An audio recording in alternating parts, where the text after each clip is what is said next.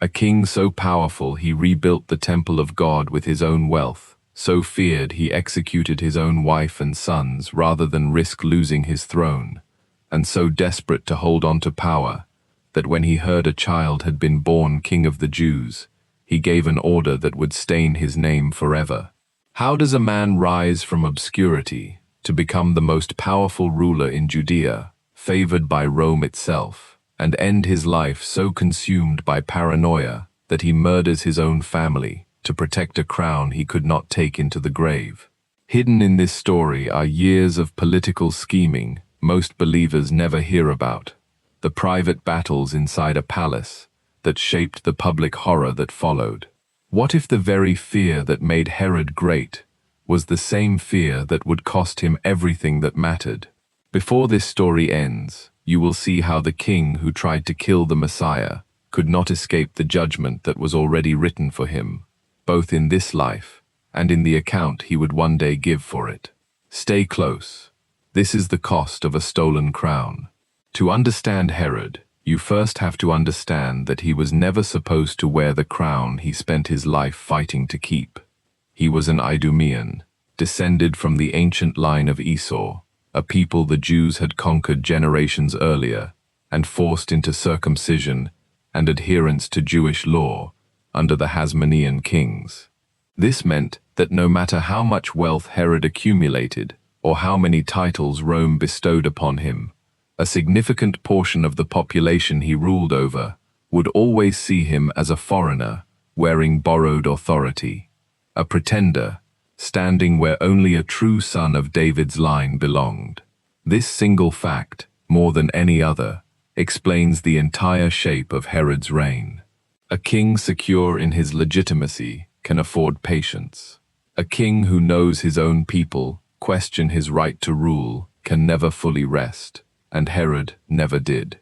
His father, Antipater, had been a shrewd political operator who understood that survival in that region meant reading correctly which Roman faction held power at any given moment and aligning with it swiftly. Antipater rose to become a trusted advisor under Hyrcanus, one of the competing Hasmonean rulers, and through years of careful maneuvering secured favor with Julius Caesar himself after providing crucial military assistance during Caesar's Egyptian campaign. It was through his father's connections that young Herod first tasted real power, appointed governor of Galilee while still in his 20s, a position he used immediately to demonstrate the ruthless efficiency that would define the rest of his life, hunting down and executing a band of rebels operating in the region without waiting for authorization from the Jewish ruling council in Jerusalem, an act that nearly cost him his life when that same council summoned him to answer for acting outside his authority. He survived that trial, and the lesson he carried away from it was simple and permanent. Power unchecked by hesitation was the only kind of power that lasted. The political world Herod grew up navigating was soaked in betrayal from every direction. When his father Antipater was poisoned by a rival seeking to seize control of the region, Herod did not retreat into mourning. He moved immediately to secure his own position, understanding on some deep instinctive level that grief was a luxury men in his position could not afford. The years that followed were marked by shifting alliances, as Rome itself convulsed through civil war, Julius Caesar's assassination throwing the entire Mediterranean world into chaos. Herod navigated this chaos with remarkable skill, managing to align himself first with Cassius, one of Caesar's assassins, then pivoting when the political winds shifted toward Mark Antony, and eventually, after Antony's defeat, convincing Caesar Augustus himself that his loyalty could be trusted despite having served Antony for years. It was an extraordinary display of political survival, a man reinventing his allegiances again and again, and somehow emerging each time with more power than before. Eventually, the Roman Senate declared him King of the Jews, a title granted on paper long before Herod actually controlled the territory it named him ruler over. Jerusalem itself was held by a rival claimant, and Herod spent years waging brutal military campaigns, backed by Roman legions, to actually seize the city and make his paper crown a physical reality. When Jerusalem finally fell after a punishing siege, Herod entered not as a beloved liberator, but as a conqueror who understood, even in his moment of triumph, that the people beneath him had watched him claim their throne through Roman swords, rather than any right of birth or divine appointment. This tension, the permanent gap between the power Herod held and the legitimacy he could never fully claim, would define every decision he made until his final breath. Perhaps the clearest window into Herod's deepest fears is found in his marriage to Mariamne, a Hasmonean princess whose bloodline carried exactly the legitimacy Herod's own lineage lacked. Marrying her was, on one level, a calculated political move, binding Herod's outsider name to the ancient royal line the Jewish people still revered. But by every historical account, Herod's feelings for Mariamne grew into something far deeper than political convenience. He loved her, genuinely and possessively, in a way that made him vulnerable, in a manner nothing else in his life ever had. And it was precisely that vulnerability that his own family exploited. Herod's sister, Salome, harbored a fierce jealousy toward Mariamne, resenting the queen's beauty, her royal blood, and the hold she seemed to have over the king's heart. Salome worked patiently, planting seeds of suspicion in Herod's mind, whispering accusations of infidelity and betrayal, until the same paranoia that had kept Herod alive through years of political warfare turned inward against the one person who had never actually threatened him. Herod's trust curdled into obsession, his love into a jealous, controlling fear that Mariamne might somehow be plotting against him, perhaps even with an old rival. Eventually, convinced by the accusations swirling around him, Herod ordered his own wife's execution. Ancient historians tell us that almost immediately afterward, grief overwhelmed him, that he would wander the palace calling out her name, that his mind seemed to fracture under the weight of what he had done. But grief did not undo the execution, and it did not soften the deeper pattern now fully exposed in Herod's character. He was capable of destroying even what he loved most, if fear whispered convincingly enough that his throne depended on it. If the execution of Mariamne revealed the depth of Herod's paranoia, what followed with his own sons revealed how completely that paranoia had consumed him. Herod had children by several wives, and as those sons grew into men, the court around Herod filled with the kind of scheming and rivalry that inevitably surrounds an aging king with multiple potential heirs. Herod's sons by Mariamne, Alexander and Aristobulus, carried their mother's royal Hasmonean blood, and whether through genuine ambition or simply through careless words spoken in youthful frustration, rumors began reaching Herod that his own sons resented him for their mother's death, and might be plotting to reclaim by force what they believed was rightfully theirs.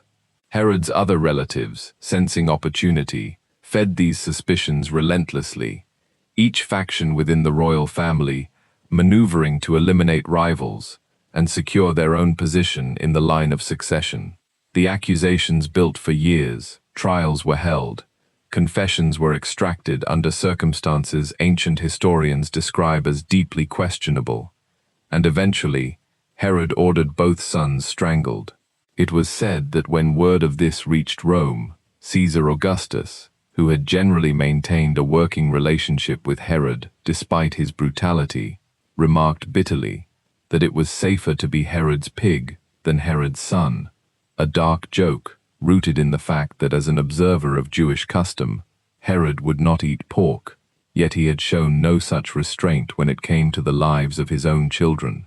This was not an isolated moment of weakness. It was the culmination of a pattern that had been building for decades, a man so consumed by fear of losing power that he was willing to destroy the very family meant to carry his legacy forward, one execution at a time, until almost nothing remained of the household he had once fought so hard to build. It would be easy, given everything Herod destroyed, to imagine a man incapable of building anything of lasting value. But Herod's ambition also produced genuine wonders, monuments so impressive that some still stand in fragments to this day. His greatest project was the complete reconstruction of the temple in Jerusalem, an undertaking so vast in scale that the Jewish historian Josephus recorded it required thousands of specially trained priests to lay the stones in the most sacred inner areas, since ordinary laborers were forbidden from entering those spaces. Herod expanded the Temple Mount itself, constructing massive retaining walls, some of whose stones weighed hundreds of tons, engineering achievements that still astonish modern architects who study them. The finished structure, gleaming with white stone and gold ornamentation, became one of the most celebrated buildings in the entire Roman world, drawing admiration even from those who despised the king who built it. Construction continued for decades, still ongoing during the years Jesus himself would have walked through its courts, not finished until long after Herod's death. It is worth pausing on this contradiction, because it sits at the very heart of who Herod truly was. The same hands that ordered the execution of his beloved wife and his own sons also funded and oversaw the construction of a house for the worship of the God of Israel, a monument of staggering beauty, built by a man whose interior life was marked by almost nothing but suspicion, violence, and fear.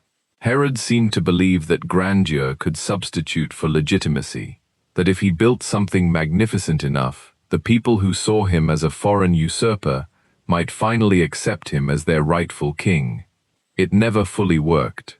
The temple earned him grudging admiration, but it never earned him the love or trust he seemed to crave beneath all his ruthless calculation.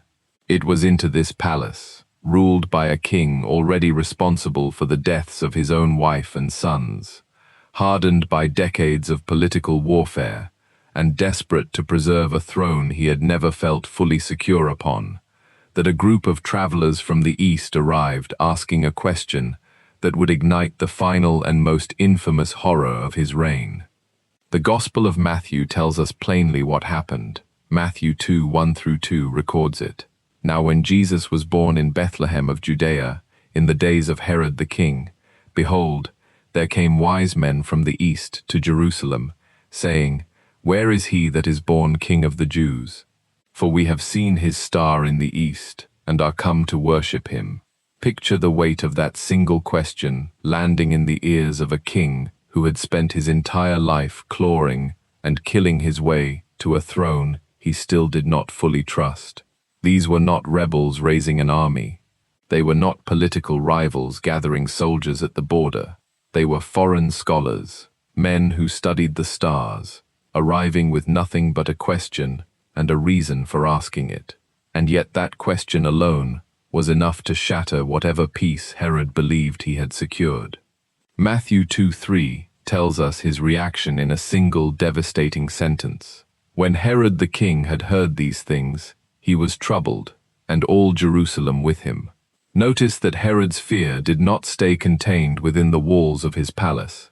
It spread outward, gripping an entire city, because the people of Jerusalem understood something about their king that history had already taught them many times over. A troubled Herod was a dangerous Herod, and whatever move he made next would not be gentle. Herod did not act rashly in this moment, and that restraint reveals just how calculating a man he truly was. He gathered together all the chief priests and scribes of the people, the religious authorities who knew the ancient scriptures better than anyone in the land, and he demanded of them where Christ should be born. Matthew 2:5-6 gives us their answer, drawn directly from the prophet Micah. And they said unto him, In Bethlehem of Judea, for thus it is written by the prophet, And thou, Bethlehem, in the land of Judah, art not the least among the princes of Judah, for out of thee shall come a governor that shall rule my people Israel. Herod now had the exact location written centuries before by a prophet who could not have known the lengths a jealous king would go to erase this promise. But Herod did not send soldiers to Bethlehem immediately. Instead, he called the wise men to him privately, inquiring of them diligently what time the star appeared. He was gathering intelligence, quietly, patiently, the way a predator gathers information before it strikes. And then he sent them on their way, with words dripping in false devotion. Matthew 2:8 records his instruction. Go and search diligently for the young child, and when ye have found him, bring me word again, that I may come and worship him also. Every syllable of that sentence was a lie. Herod had no intention of worshipping anyone. He intended to find a child and end a threat before it could grow into anything resembling a throne he could not control. The wise men departed from Jerusalem, and something remarkable happened on their journey south toward Bethlehem. The same star they had seen in the east went before them, until it came and stood over where the young child was. Matthew 2:10 tells us their response to this moment, and it stands in stark contrast to the fear gripping Herod's palace back in Jerusalem. When they saw the star, they rejoiced with exceeding great joy. There was no political calculation in their hearts, no scheming, no fear of losing status or power. There was only joy, pure and overwhelming, at the sight of a light that had led them across a great distance to this exact place. When they entered the house and saw the young child with Mary his mother, they fell down and worshipped him, and when they had opened their treasures, they presented unto him gifts, gold and frankincense and myrrh. These were not casual gifts. Gold spoke of royalty, frankincense of worship and divinity, and myrrh, a burial spice, spoke of suffering and death that lay somewhere ahead in this child's future, though none present that day could have understood the full weight of what that gift foreshadowed.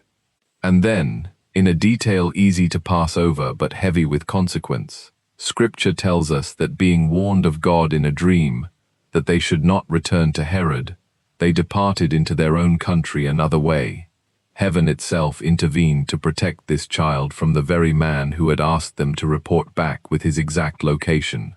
Herod waited for word from the wise men that never came, and when he realized he had been deceived, something in him broke loose entirely.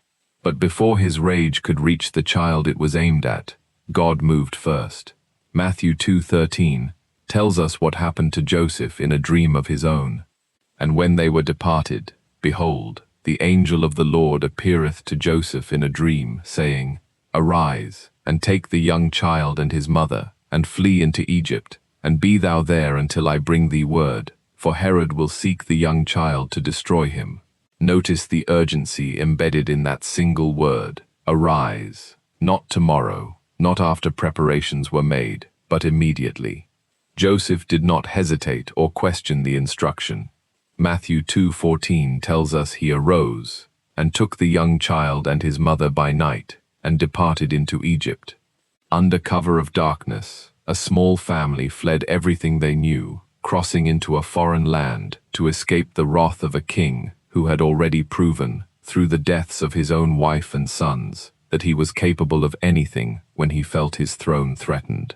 This flight into Egypt was not simply a desperate escape. Matthew tells us it fulfilled what had been spoken of the Lord by the prophet, saying, Out of Egypt have I called my son, a promise written long before this night, now unfolding exactly as it had been foretold. When Herod discovered that he had been mocked of the wise men, his response revealed the full and terrible weight of who he truly was. Matthew 2:16 records it, without softening a single detail. Then Herod, when he saw that he was mocked of the wise men, was exceeding wroth, and sent forth, and slew all the children that were in Bethlehem, and in all the coasts thereof, from 2 years old and under, according to the time which he had diligently inquired of the wise men. There is no way to read this passage gently. A king, gripped by fear of losing power he had spent his entire life fighting to secure, ordered the death of every young child in an entire region, simply to eliminate the possibility that one among them might grow to challenge his throne. This was the same pattern that had already claimed his wife and his own sons. Anyone at all who represented even a distant threat to his crown was expendable in Herod's mind. And by this point in his reign, the pattern was so deeply established that this horror, monstrous as it was, fit seamlessly into the life he had already lived for decades. Matthew tells us that this event fulfilled words spoken by the prophet Jeremiah centuries earlier. In Ramah was there a voice heard, lamentation and weeping, and great mourning, Rachel weeping for her children, and would not be comforted, because they are not. The grief of that region was not incidental to the story. It was foretold, a sorrow so old that Scripture had already named it long before Herod ever gave the order that caused it, a reminder that even in humanity's darkest choices, nothing catches the plan and foreknowledge of God by surprise.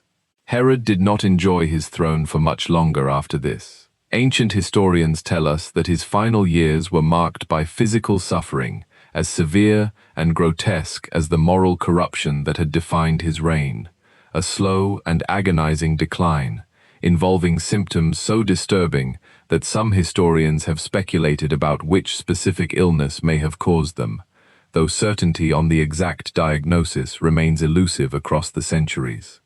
What is not in dispute is the state of Herod's mind in those final months, a mind that by every account had grown even more suspicious and volatile as his body failed him. Even as death approached, his hunger for control over his legacy did not diminish. He gave orders that upon his death, prominent citizens gathered from across the land should be executed as well, a calculated horror designed to guarantee that genuine mourning would fill Judea, whether or not anyone actually grieved for the king himself, a final chilling testament to a man who had never learned to distinguish between being feared and being loved, and who apparently could not bear the thought of a nation celebrating his death rather than mourning it.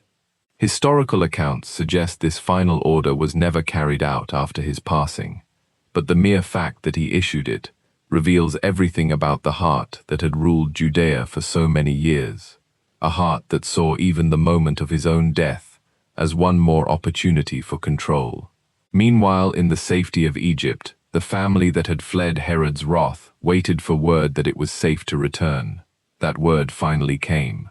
Matthew 2:19-20 tells us, "But when Herod was dead, behold, an angel of the Lord appeareth in a dream to Joseph in Egypt, saying, Arise, and take the young child and his mother, and go into the land of Israel, for they are dead which sought the young child's life." The king who had tried to kill the Messiah was gone, buried beneath the very grandeur he had spent his life constructing, while the child he had hunted grew safely under the protection of the God, whose plans no earthly throne, however ruthless or well fortified, could ever overturn.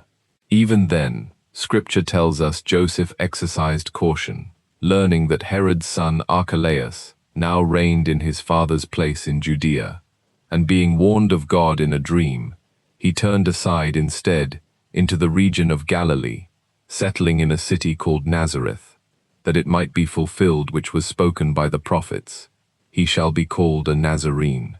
The line of Herod's family continued to shape the political landscape of the region for years afterward, but the child they had once hunted was already safely beyond their reach, growing quietly in a town far from the palace intrigue that had defined his earliest days. If stories like this stir something in you, something between wonder and holy fear, Bible Heroes Daily was built for exactly this kind of moment. Each entry walks slowly through a single passage, the history behind it, the people who lived it, and the question it is quietly asking of you today. 25 in-depth studies waiting inside, a companion for the weeks ahead. You will find it linked in the first pinned comment below, available for a limited time only. Herod's story stands as one of the clearest warnings in all of Scripture about what happens when a man builds his entire identity on power he cannot bear to lose. He gained a kingdom through political cunning, defended it through violence against everyone who threatened it, even his own flesh and blood, and in the end could not defend it against a child born in a stable, wrapped not in armor, but in humility. Every fortress Herod built, every temple stone he laid, every rival he eliminated, none of it could stop the plan of God from unfolding exactly as it had been written, centuries before Herod was ever born. Consider the full weight of what fear cost him across his lifetime. It cost him the wife he genuinely loved, executed on suspicions his own paranoia manufactured. It cost him 2 sons, strangled because a father could not separate ambition from actual betrayal. It cost him the trust of the very people he ruled, who never fully saw him as anything more than a foreign king, propped up by Roman swords. And in his final and most infamous act, it cost the lives of innocent children in Bethlehem, a horror so severe that even 2,000 years later, his name remains inseparable from that single atrocity, regardless of the temple he built or the kingdom he expanded. The very fear that made him great, the ruthless instinct that clawed him up from an outsider's obscurity to the throne of Judea, was the same fear that unmade almost everything meant to give his life meaning. He spent decades trying to secure a legacy through violence and grandeur, and history remembers him now, above all else, as the king who tried to kill a Messiah he could never actually touch. If this story spoke to you today, don't let it end here. Take a moment right now and subscribe to the channel so you never miss the next story we bring to life from the pages of Scripture. There is so much more ahead, more kings, more prophets, more moments where God moves in ways no one expected. And if these words touched your heart, share this video with someone who needs to hear it. You never know who might be waiting for exactly this story today. A single share can carry God's truth into a home you may never see. Thank you for walking through this story with us. Until the next one, may you stay faithful, stay close to Him, and never stop listening for His voice.